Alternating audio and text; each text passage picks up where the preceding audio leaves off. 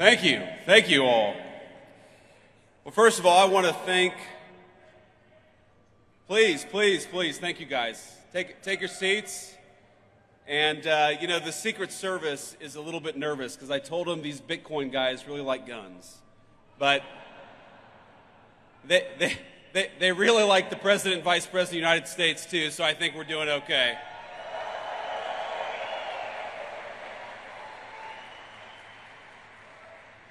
So I first have to thank David Bailey, grateful for everything that you've done for the Bitcoin community. Thanks in particular for what you did for me and the President, helping us get from candidacy to the White House, because we've done, I think, a lot of good in the past 120 days, and I don't think we could have done it without David's support. I want to also thank the Winklevoss brothers, Tyler and Cameron. These guys are out here somewhere. Who, I got to say, Tyler and Cameron, I think really helped break the dam in Silicon Valley. Because if you remember, you go back to June or July of last year, it feels like forever ago. It's not even a year ago, where Silicon Valley, you know, people would whisper in private that they were going to support Donald Trump for president. They would talk about the fact the Democrats had gone too crazy. We had to get Gary Gensler the hell out of there, but they weren't quite willing to say... But they weren't quite willing to say, at least not publicly, that they were going to take the big step and support Donald J. Trump. And Cameron and Tyler Winklevoss, I think they were some of the first big names in Silicon Valley to take that step, and a whole host of people followed them. So Cameron and Tyler, thank you for that.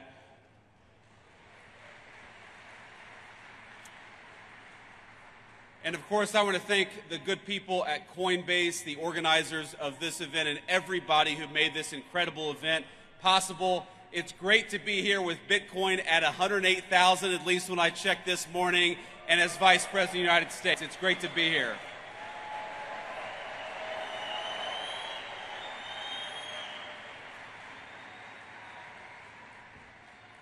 Now, you guys know I get to meet a lot of exciting people in my job, but it's been quite a while since I've been to a conference with this level of energy. I mean, hell, you guys came out here at 9 a.m. after a long night, I'm sure, in Las Vegas. You can't do that without a lot of good energy. But I promise I'm not just saying that to juice my own meme coins. But I think it's wrong, actually, to call this just a conference. This isn't a conference of people. This is a movement, and I'm proud to stand with you here today.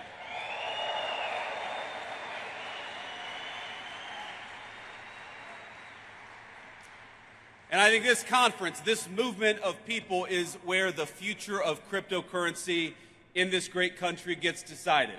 So let's start by making one thing abundantly clear. That future is going to be decided by the people, by you, not by unelected bureaucrats.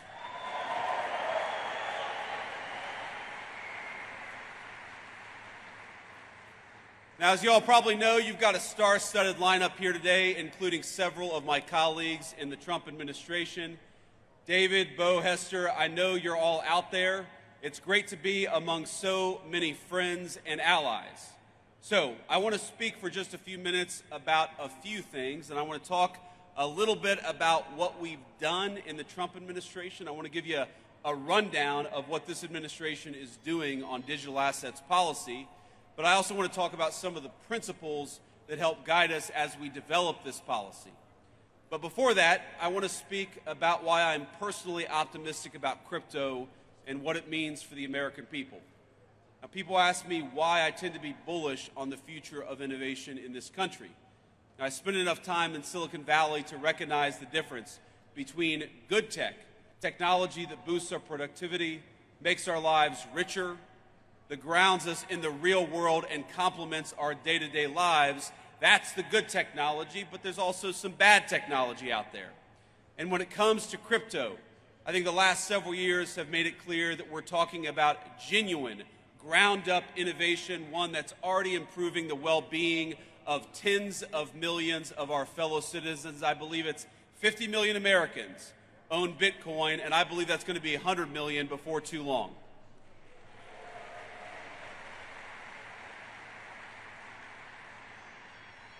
But it's not just about Bitcoin and about the value that's been generated, the wealth that's been generated by so many millions of our fellow citizens.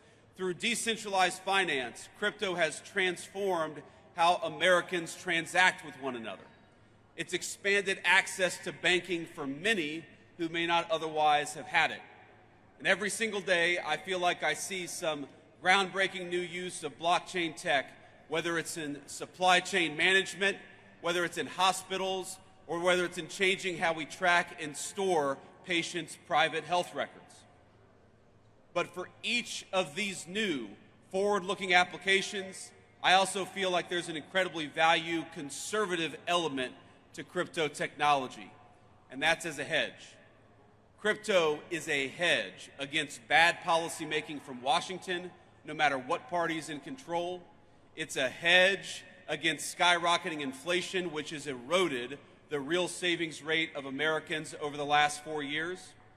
And as you all know well, it's a hedge against a private sector that's increasingly willing to discriminate against consumers on the basis of their basic beliefs, including their politics.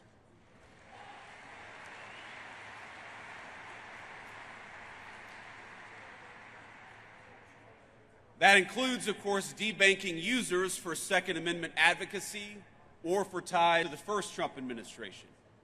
In Canada, the government did the same to kill those big truck driver protests in 2022. Less than a week later, they succeeded. The protests were over. But maybe most importantly, I see crypto as a hedge against one of the most dangerous trends in the digital era in both the public and private sectors. And that's of elites who, rather than innovate themselves, prefer to simply take over and co-opt cutting-edge technologies to assert their control over other people.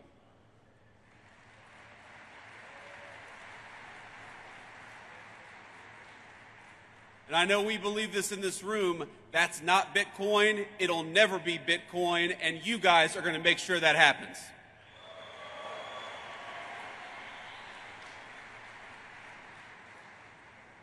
But as you know, there's a new sheriff in town because after 4 years of mistreatment and outright hostility led by Democrat regulators, lawmakers in this country have a choice. Will we lead our nation into a future of financial sovereignty, of innovation, and of prosperity, or will we let unelected bureaucrats and foreign competitors write the rules for us? And I'm here today to say loud and clear, with President Trump, crypto finally has a champion and an ally in the White House.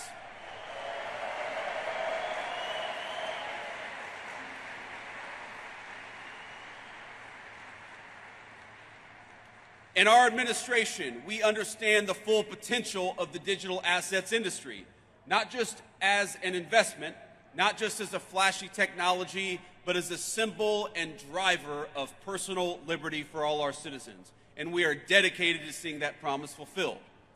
The way that we see it, the people in this room are the digital pioneers of the American economy. And that's why our administration is doing something a little unusual in Washington. We're listening to all of you as you blaze the trail of innovation. The innovators in this room are making people's lives better. You're pushing boundaries and solving problems, injecting unprecedented transparency into how we do commerce. And the way we see it, you all deserve a similar level of transparency and clarity. And most of all, you deserve respect and support from your government, not bureaucrats trying to tear you down.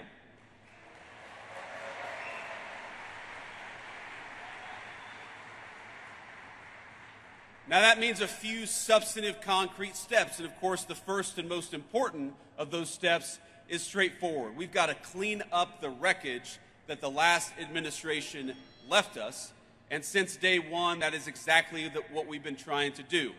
Our administration, we prioritize eliminating the rules, the red tape, and the lawfare that we saw aimed at crypto by our predecessors. We're ending the weaponization of federal regulations against this community. To put it simply, Operation Choke Point 2.0 is dead, and it's not coming back under the Trump administration.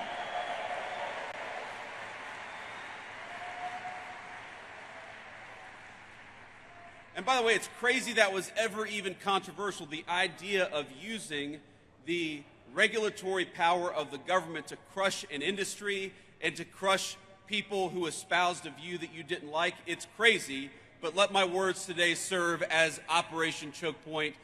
Let me serve as its obituary. Now this is my vow to every single person here.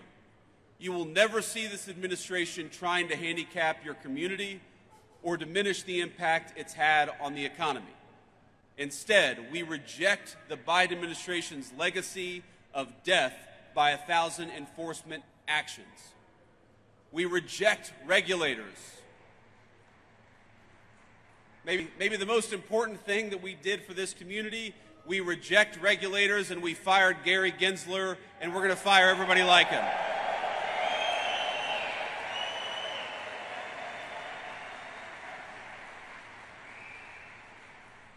And we know that people like Gary Gensler, the game that they played is that under the pretense of consumer protection, they attacked every single effort to democratize our financial markets, and that is over. America. I grew up in a working class family. I believe that America is a place where anyone should be able to make a fortune, no matter where you grew up, what degree you may or may not have. And in recent years, I'm hard-pressed to think of a better place to do so than right here in the digital assets industry.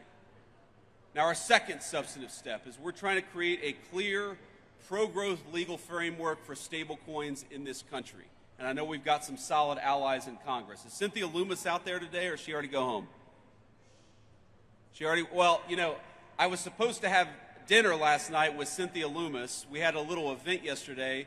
And I looked around, I said, where the hell is Cynthia Loomis? And somebody said, well, she's got a dinner she had to go to. And I said, I'm the vice president. Unless she's having dinner with the president, Cynthia does not have an excuse to skip this event. But we love Cynthia, and I know that she's one of the great advocates for your industry in the United States Congress.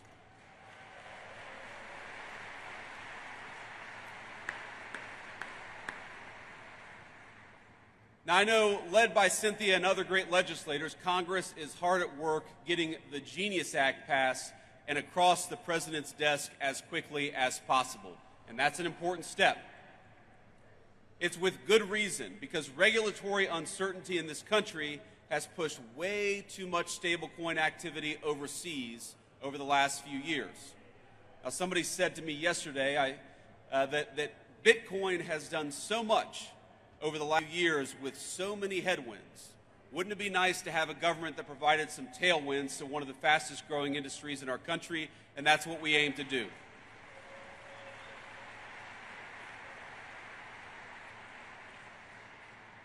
And once the Genius Act is enacted, it's poised to vastly expand the use of stablecoins as a digital payment system for millions of our fellow Americans. It will also protect coin holders and inject further transparency into the market. And let me be emphatic on one other point. In this administration, we do not think that stablecoins threaten the integrity of the United States dollar. Quite the opposite.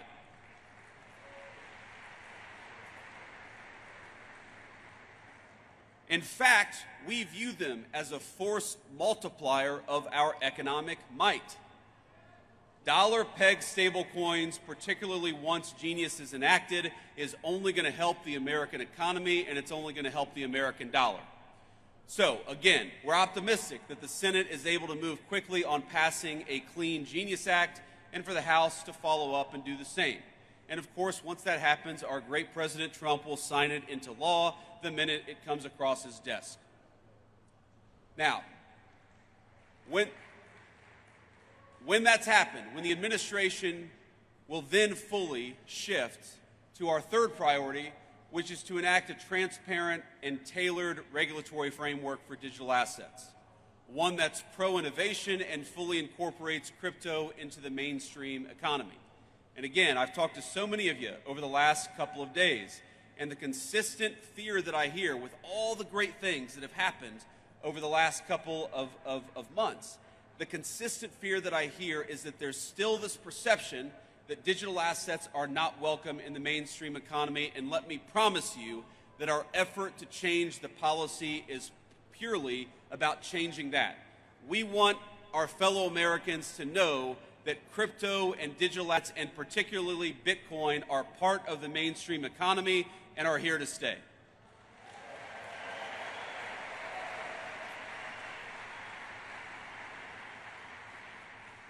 Now, we think the way to do that legislatively, because again, I hope that our party is in charge for a long time, but nothing is ever guaranteed in politics. So the best way to ensure that crypto is part of the mainstream economy is through a market structure bill that champions and doesn't restrict the extraordinary value that Bitcoin and other digital assets represent.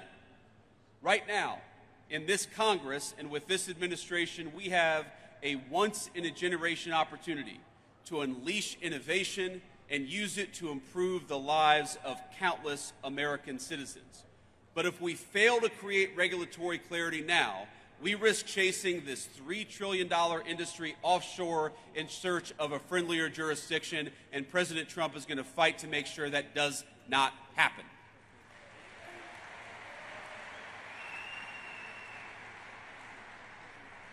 Think about this. By locking in smart, pro-innovation rules of the road, we can also make sure that Democrats or anybody else never wage another war on the crypto community.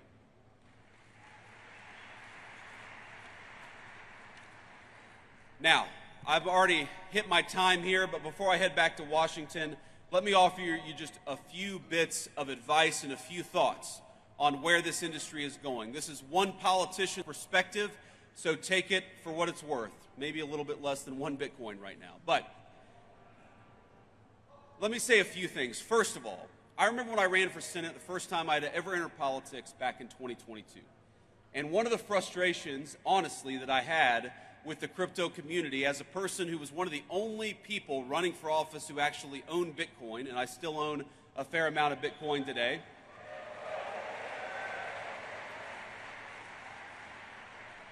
Think about this. This is during that campaign. That's 2021 and 2022. This feels like an eternity ago, but it was only 4 years ago, is that I recognized what so many advocates of Bitcoin recognize, which is what the Biden administration was doing, what Gary Gensler was doing was a disaster, and yet there didn't seem to be any real organization pushing back against it at the political level. And let me say that part of the reason that I'm standing here, part of the reason that Bernie Moreno defeated Sherrod Brown in the Senate campaign last year is because you guys got organized and got involved in American politics, and I'm grateful to you for that. But there's a lesson to take from that experience, which is that unless you guys get involved in politics, politics is going to ignore this industry. Now, you took a big step in 2024, and I'll tell you, every victory that we win, it's only a provisional victory. You know, one of my great mentors in Silicon Valley always told me that, Bitcoin, that the crypto community was about exit and artificial intelligence was about voice. Well, I know that a lot of people in 2024 in this community chose voice. You chose to speak up and you chose to get involved, and I believe you changed the direct trajectory of our country because of it. But you got to keep on choosing voice. Bitcoin, of course, people call it digital gold. But while Bitcoin is digital, none of you are. None of us are. What happens in the world of politics, what happens in the world of bureaucracy, it will affect even the most transformational and valuable technologies if we don't make the right decisions. So the first piece of advice, the first thing that I'd ask you is to take the momentum of your political involvement in 2024 and carry it forward to 2026 and beyond. Don't ignore politics, because I guarantee you, my friends, politics is not going to ignore this community, not now and not in the future.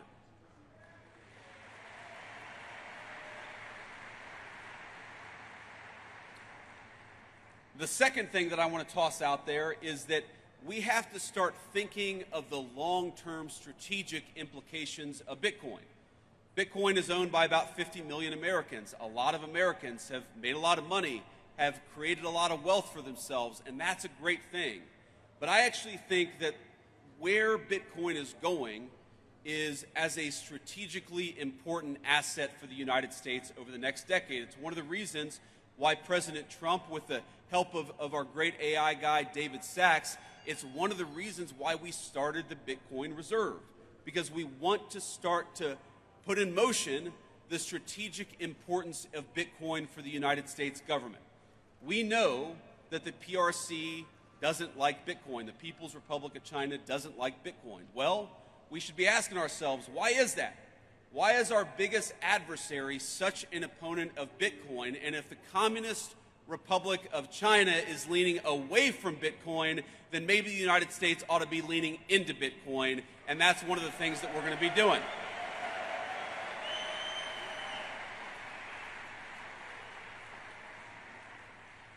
But that's not a vice president standing up here and talking at you. The way that Bitcoin is involved in the strategic future of our country, that's got to be a two-way conversation.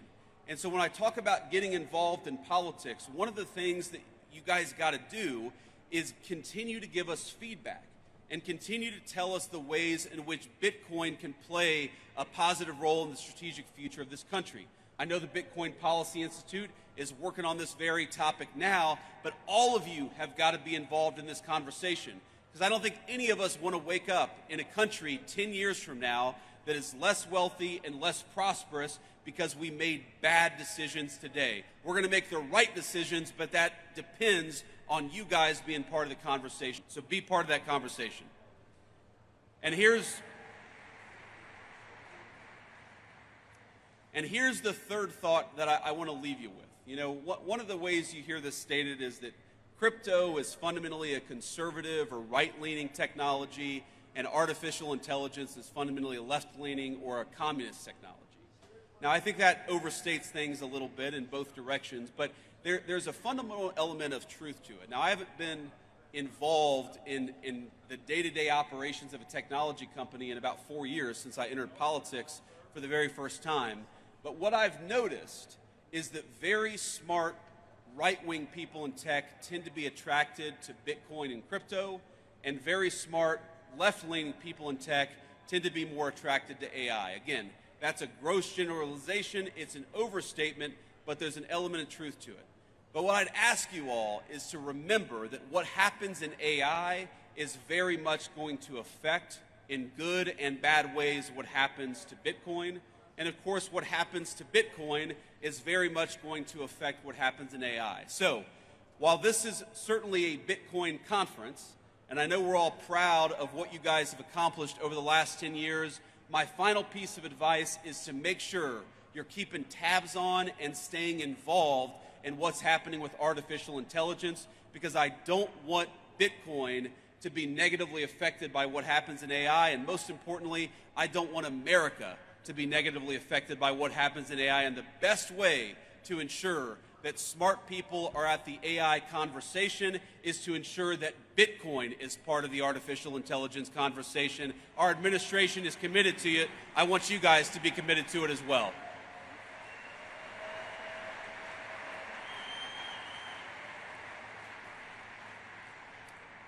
I just want to say in the next few years in the Trump administration, we've accomplished a lot, but we have plans to continue to make big progress for this industry and for the American people who rely on it. The whole of government, we're going to need your help, we're going to need your guidance, we're going to need your encouragement, and at times, yes, because this is politics, our politicians are going to need your pressure.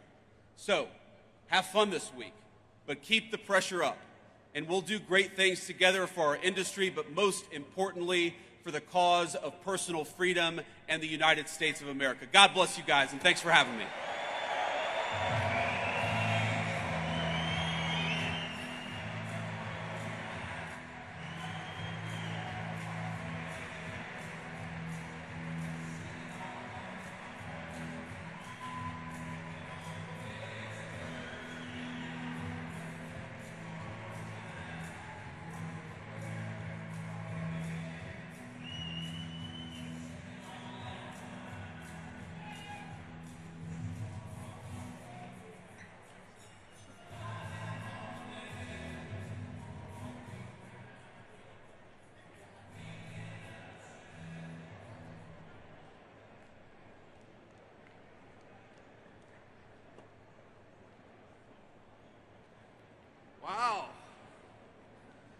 Okay, so we have a couple of announcements that we are going to be making here shortly. But to start, I don't know if you've seen the signs, but we're trying to set a record today. We want to do the most Bitcoin transactions that have ever happened in a single day today. So I think the Guinness Book of World Records is here to be the official judge of this, but we're kicking this off with the first Bitcoin transaction, and I'm buying a pin. So I need all of y'all's help today to go buy something with Bitcoin.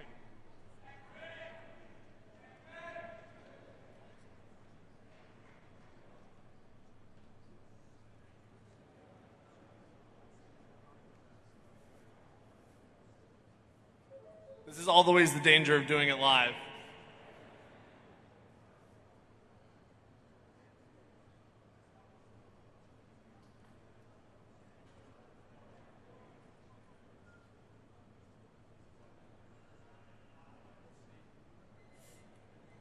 All right, people, it's a whiff.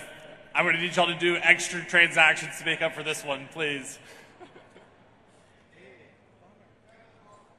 Okay, well, so we have two more announcements that we need to make. We have one coming up right now from a special friend of mine, Ryan Cohen. So we're going to play a video